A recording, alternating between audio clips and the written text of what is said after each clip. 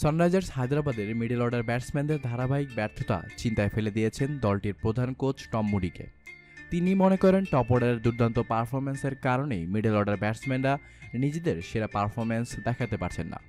Moody জানিয়েছেন, ওপেনিংয়ের Warner ও বেয়ারস্টোর দুর্দান্ত combination প্রশংসা পাচ্ছেই, ফলে এটা নিয়ে চিন্তার কিছু নেই। তারা ভালো খেললে মিডল অর্ডার খুব কমই সুযোগ আসে।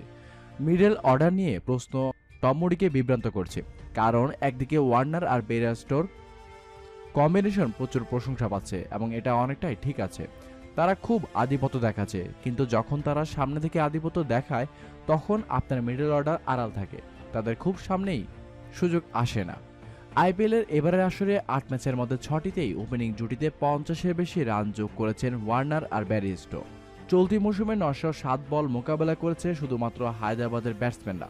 এরই মধ্যে ৬৪.৪১% বলই খেলেছেন দুই ওপেনার ওয়ার্নার আর ব্যারিস্টো। ওয়ার্নার ৩১০টি আর ২৩৮টি বল খেলেছেন ব্যারিস্টো। আসরের ভিতরে হায়দ্রাবাদের মিডল অর্ডার ব্যাটসম্যানরা খেলেছেন মাত্র ১১৩টি বল। মুডি মনে করেন, যখন দ্রুত উইকেট হারায় দল তখনই সুযোগ আসে মিডল অর্ডারের। এবারে আসরে বেশ কয়েকটি সুযোগ আসলেও ব্যর্থ হয়েছে হায়দ্রাবাদের মিডল অর্ডার, এটা মেনে নিয়েছেন মুডি। মিডল অর্ডারের এই বিপর্যয় দ্রুতই কাটিয়ে উঠবে হায়দ্রাবাদের, এমনটা বিশ্বাস মুডির। দলে ভারসাম্য আনতে কিছুটা পরিবর্তন সম্ভব হলেও বর্তমান কম্বিনেশনে আস্থা রাখছেন হায়দ্রাবাদের কোচ। বিশ্বসেরা অলরাউন্ডার সাকিবের মতো খেলোয়াড়ের উপরেও ভরসা রাখতে চান কোচ টম মুডি।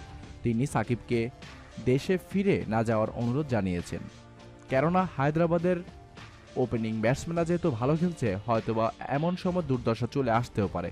সেই ক্ষেত্রে মিডল অর্ডারকে খুব বড় পরিমাণে দায়িত্ব নিতে হতে পারে। ঠিক সেই সময় সাকিবের মতো খেলোয়াড়ের খুবই প্রয়োজনীয়তা অনুভব করবে সানরাইজার্স হায়দ্রাবাদ। সেক্ষেত্রে সাকিবের হাত পা ধরে হলেও সাকিবকে সানরাইজার্সের রেখে দেওয়ার চিন্তাভাবনায় মগ্ন ফ্রাঞ্চাইজিটি।